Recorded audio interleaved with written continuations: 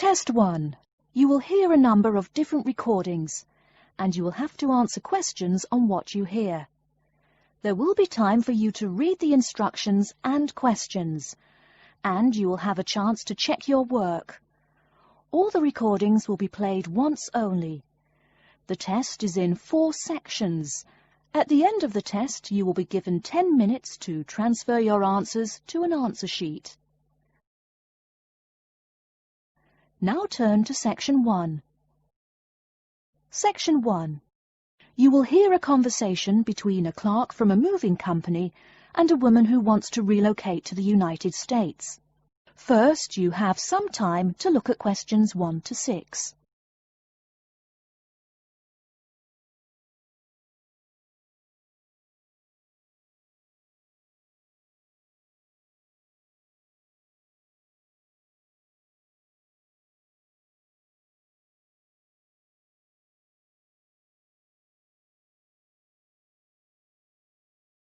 You will see that there is an example which has been done for you. On this occasion only, the conversation relating to this will be played first.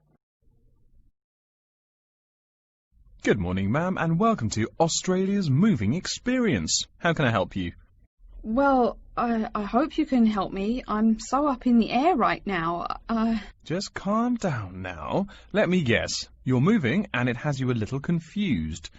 That's it exactly. You see, I'm relocating to the United States next month, and I'm having a hard time getting organised. Here, fill out your name and address and let me ask you a few questions. Oh, what should I call you? My name is Jane Bond. The woman says that her full name is Jane Bond, so Jane Bond has been written in the space. Now we shall begin. You should answer the questions as you listen, because you will not hear the recording a second time. Listen carefully and answer questions 1 to 6. Good morning, ma'am, and welcome to Australia's Moving Experience. How can I help you? Well, I hope you can help me. I'm so up in the air right now. Just calm down now. Let me guess. You're moving and it has you a little confused. That's it exactly. You see, I'm relocating to the United States next month, and I'm having a hard time getting organised. Here, fill out your name and address and let me ask you a few questions. Oh, what should I call you? My name is Jane Bond. OK, Jane, first of all, what's your work phone number? In case I have any questions about things. My work phone is 9463 550. But please try not to call me too often there. My boss hates personal calls. So does mine, ma'am. So does mine. And what address should we ship your things to? My new company is letting me stay temporarily at 509 Clark House. That's CLARK. 1137 University Drive in Seattle. Seattle? Beautiful city, I hear. Mountains right beside the ocean almost. Cooler than Australia, too. OK, and when should we come pack your things? I guess that would be on Monday, March 11th. Do you want any help with an after-packing clean-up? We do that for a small additional charge. Yes, that would be helpful. I promised the landlord I'd give her the keys back by 5 p.m. on Thursday the 14th. Great. We'll just schedule the clean-up for that day. That way, the place will smell clean and there'll be no dust. Well, you do think of everything. Oh, how much is this going to cost? Here is a list of our basic prices. Oh dear, this seems rather expensive. Yes, ma'am, but you're paying for the best. We're careful and we're fast. Like we say, the only thing we break are speed records getting you moved. Well, maybe that's so. Oh, I nearly forgot to tell you. I don't want my furniture shipped with me. I won't be looking for an apartment till after I arrive in America. Would it be possible to put my furniture in storage here for a month, then have it sent along later? Of course, we do that all the time. A couple of other things. Here at A Moving Experience, we try to pack your things logically. We don't just throw stuff in boxes. Before you hear the rest of the conversation, you have some time to look at questions 7 to 10.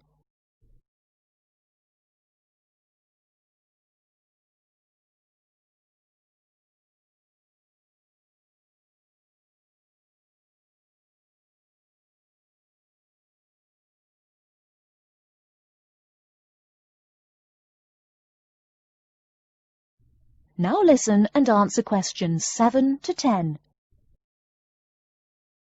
Do you have any special requests?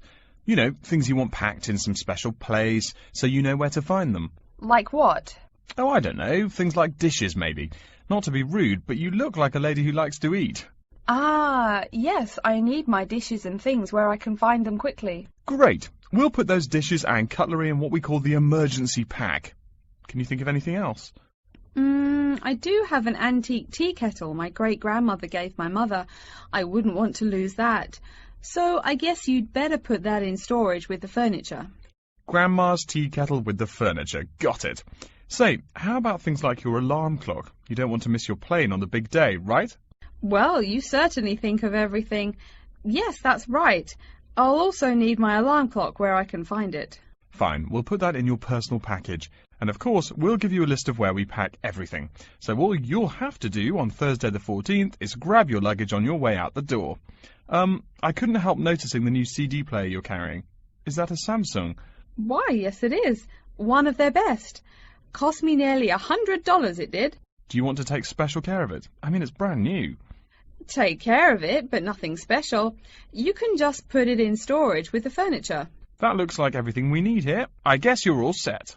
That was certainly quick. Thank you, young man. This has been a most moving experience. That is the end of section 1. You now have half a minute to check your answers.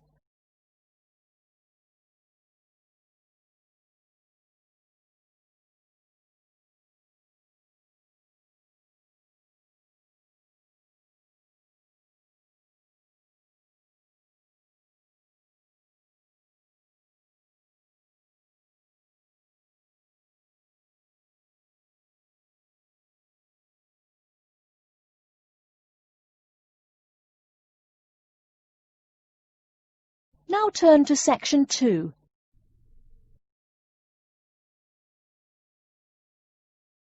Section 2. You'll hear an introduction to a conference on computer system language learning.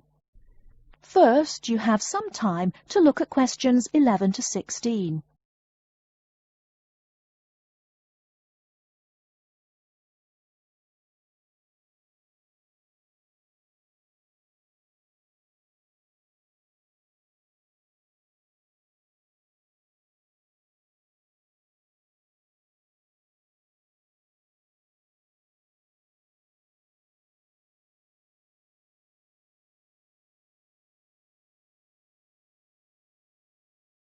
Now, listen carefully and answer questions 11 to 16.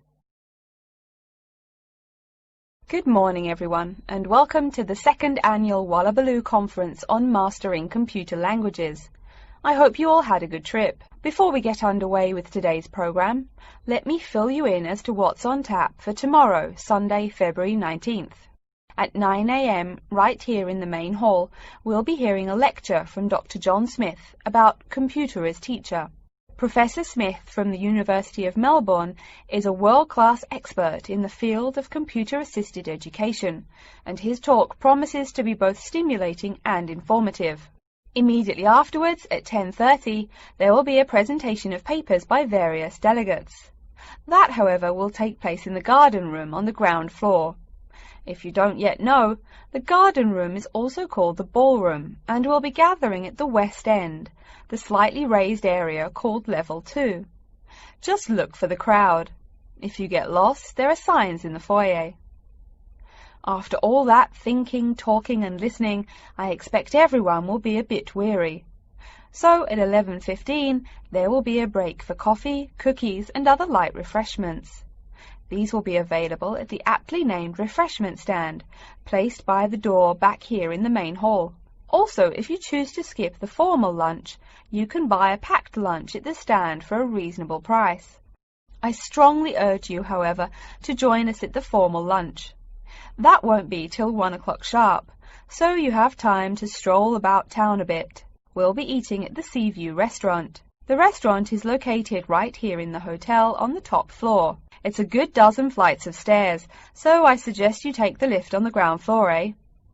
If you're not fond of fish, there's an all-you-can-eat barbecue available as well. They even offer wallaby meat.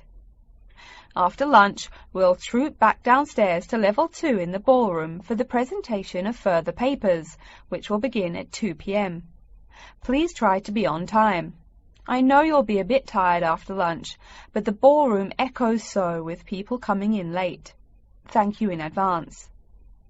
Once we've heard the papers, we'll break for afternoon tea at 3:10 p.m.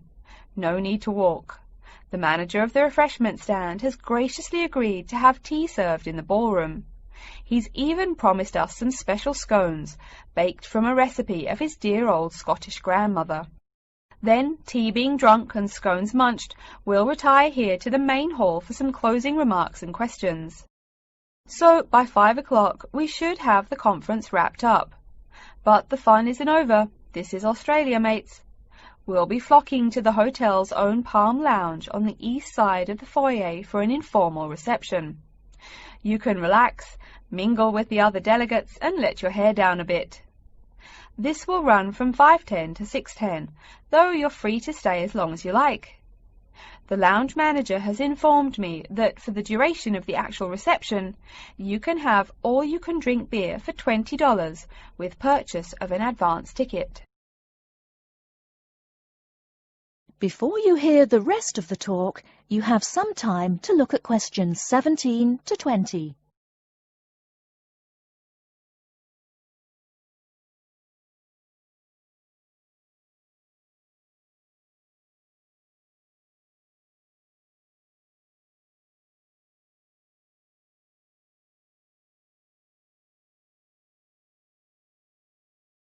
Now listen and answer questions 17 to 20. And yes, tickets can be purchased from any conference organizer or at the front desk any time between now and the start of the reception. I suggest you come by tomorrow evening to pick up the tickets, since the conference hall only holds 800 people. That way you can also get your journey planned ahead of time and be sure not to miss this truly memorable conference. If you want cocktails, however, I'm sorry, you'll have to pay for those at the regular price. Oh my goodness! Speaking of paying, I see I forgot to tell you a couple of things. The first is about lunch. The charge for the lunch will be $15 for all you delegates. If you have guests with you, the cost is $25 for the general public and $6.50 for children under the age of 10. That's $15 each, not total for everyone. Another item is about the lunch menu. I very much urge you to try the fish. I mean, look at the restaurant's name, the Sea View. As the name suggests, it is a famous seafood restaurant. The chef is a Basque from Spain, and he really gets quite put out when people ignore his fish specialities for burgers or barbecue. If fish isn't your thing, though, try the steak. He makes an exquisite filet mignon topped with blue cheese and mushrooms. Finally, if you'd like to buy a ticket, you can have both lunch and unlimited beer for $35. I should have mentioned that earlier, but I am a bit forgetful. Maybe I should avoid the beer after the conference, eh? Well, I've said my bit. Are there any questions? That is the end of section 2. You now have half a minute to check your answers.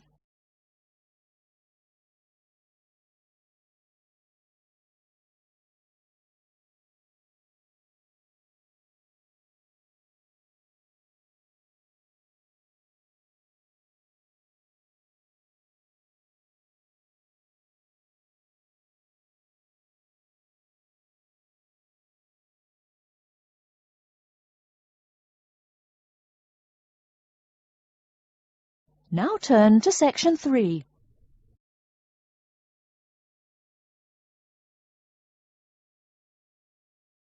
Section 3. You will hear a student called Tina asking Professor Van Diesen for advice on choosing courses. First, you have some time to look at questions 21 to 26.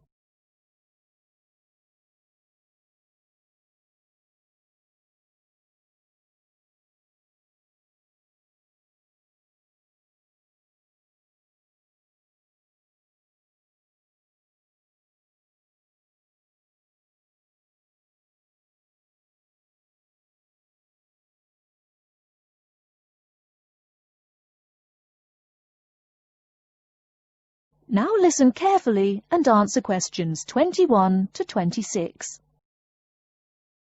Hello, are you Professor Van Diesen? Yes, I am. And who might you be? Oh, sorry, my name is Tina. I'm a freshman here. They told me I should ask you for advice in choosing courses. Well, that's part of what I'm here for. Please come in and sit down. Now, what are your questions? I almost don't know. Everything is so confusing. Like, what is a specialized course? Oh, easy. A specialized course is one that is compulsory, meaning it's a requirement for your major, and regular, so you can't place out by taking a proficiency exam. That sounds pretty strict. Then what are all these general courses? I seem to have to take so many. Nothing to be alarmed over. These are courses open to all students and not directly related to your major. The university offers these general courses to choose so that you can become more well-rounded individuals. For example, I see you're a microbiology major, so it might be a good idea to take some literature or history courses so that you can know something besides all science. You mean these courses are like for fun? That might be one way to look at it, but don't tell the literature professor such a thing. Think of a general course as the opposite of a specified course. A specified course is one that pertains directly to your major. So, can I take any microbiology course I want? Let's see. Oh, those courses used to be open to microbiology students only. The good thing is now it's open to students on a flexible schedule, so it's not only for full-time students. So the answer is yes, if you have the instructor's permission. May I ask you why you chose microbiology? Well, I also like plain old biology too. You know, full-size animals. I might even become a veterinarian. Could I take some biology classes? Well, they are open to full-time students only, which I believe is what you are. I don't know how a freshman would get along with microbiology, though. I mean, most of the students presently looking into it are from off-campus. Off-campus? Yes, you know, people who use it in their work at hospitals, laboratories, even a police detective. Why did you choose microbiology, if I may ask? I don't think you quite answered that. Well, eventually I want to be a doctor. At least my dad tells me so. If I may say so, young lady, you seem a little uncertain. Still, I think that might be a good idea for a career. Of course, if you're thinking about being either a doctor or a vet, you should take some medical science classes before you even think of applying to med school. Great! What should I take? There is one small problem. The new medical sciences building is under construction, so there are no experimental facilities available until next year. I'm afraid you'll have to wait, but don't forget to take those courses at the first opportunity. Oh, bummer. Is there any other course you'd recommend for someone like me? Well, since you seem to like animals, have you ever thought about looking into environmental science? No, I never really thought about it before. Is it worthwhile? Quite. In fact, it's the fastest growing subject on this campus. Before you hear the rest of the talk, you have some time to look at questions 27 to 30.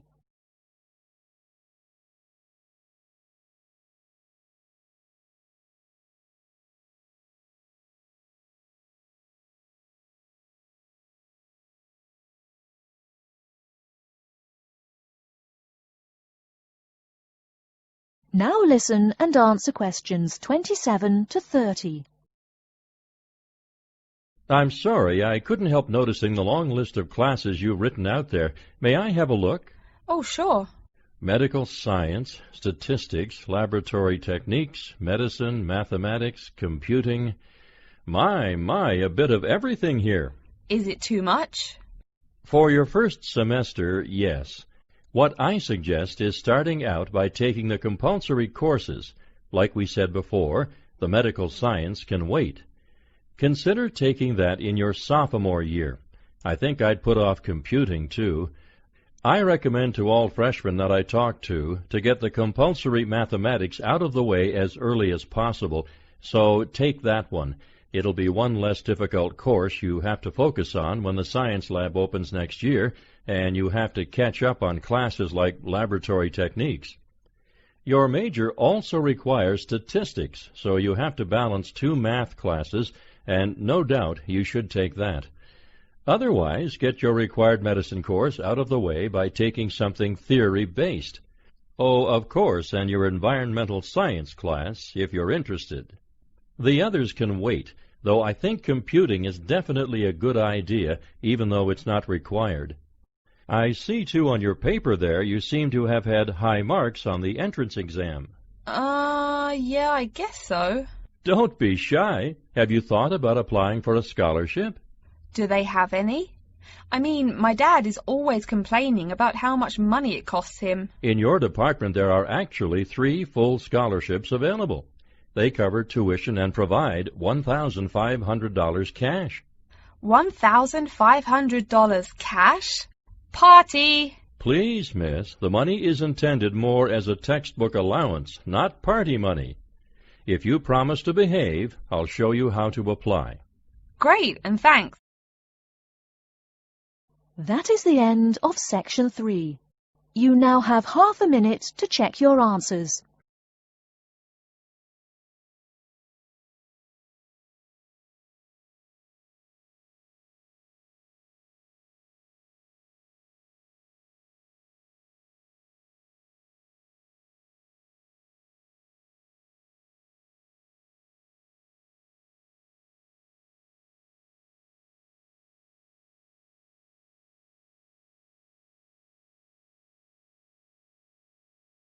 Now turn to Section 4. Section 4. You will hear a lecture about how to choose flooring materials. First, you have some time to look at questions 31 to 40.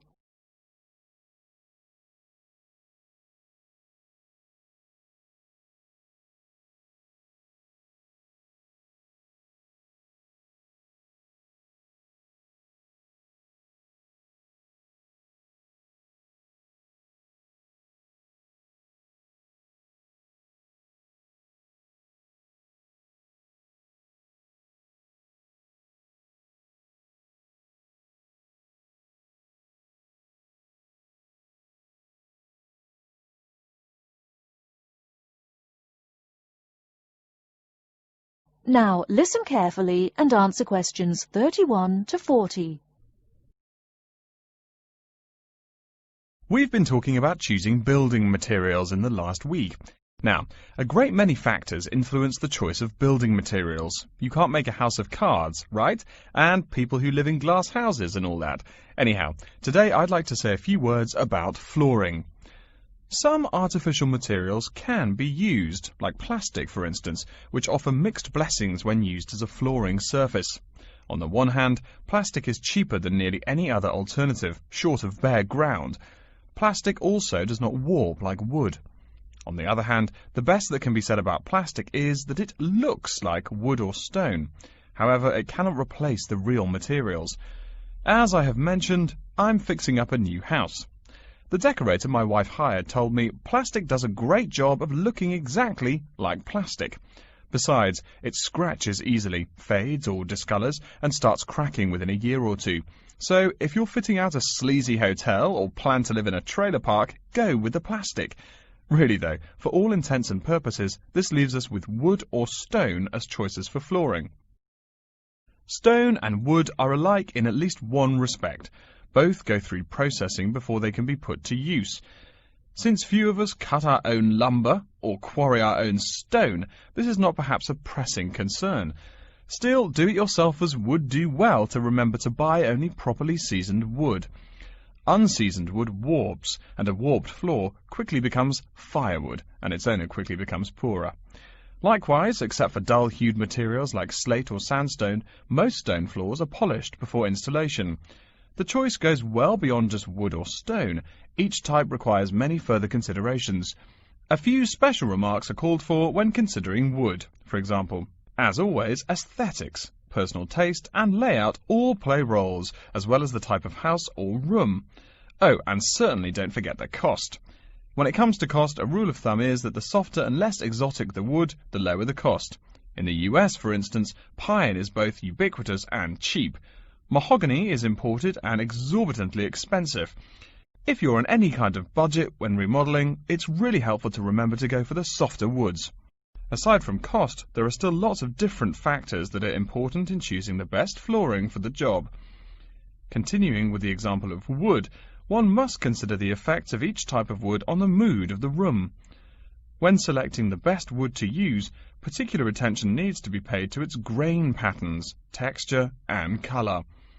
In rooms where relaxation or deep thought is the aim, say bedrooms or the study, dark, strong-grained woods are the rule.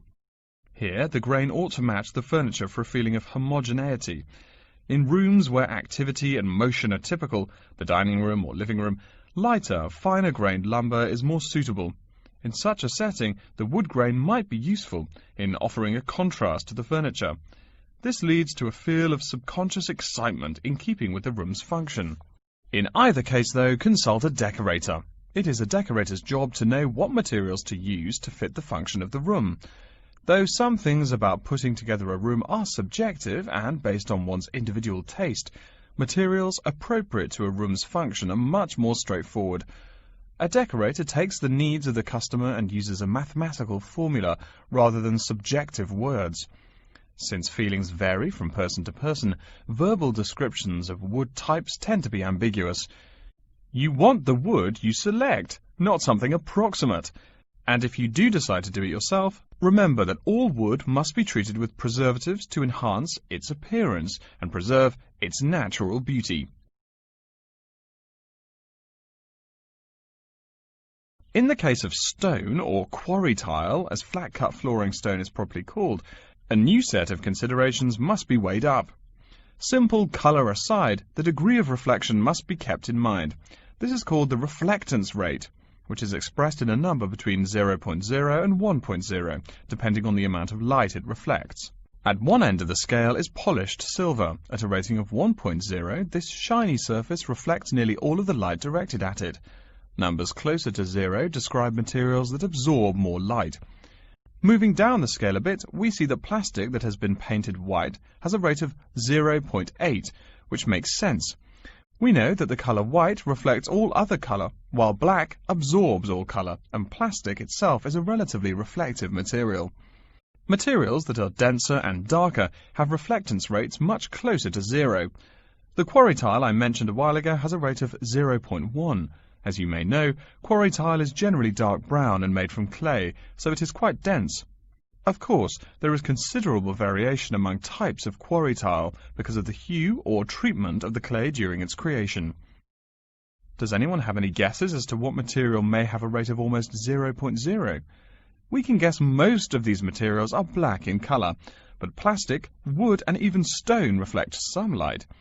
One material with a rate of almost 0.0 is black velvet. The texture produces almost no shine at all. Carrara marble, despite its white hue, is actually lower in reflectivity than black onyx. In any case, the fact that tiles vary somewhat should not be forgotten. A highly reflective floor would not be suitable in a library. It would be indispensable in a ballroom, should your home be large enough to feature one. Again, a rule of thumb is that light means lively. Since form and material follow function, one should only use the more reflective materials in rooms where the cultivation and expression of energy is important. Bear in mind, too, that most types of stone cost more than all but the rarest of wood. Of course, there is no reason why some rooms of a house should not feature wood floors or other stone tiles. You can even mix the two. A room with wood panels on the walls can have a beautiful stone floor. My bedroom has white birch walls and a light blue slate floor. The place looks like a Russian hunting lodge. Remember, though, go with what feels right for you. Good taste and the laws of interior design are the homeowner's servants, not his master. It's only beautiful when you decide it is. I mean, you're the one who lives there, not the decorator, right? Okay, are there any questions? That is the end of section 4. You now have half a minute to check your answers.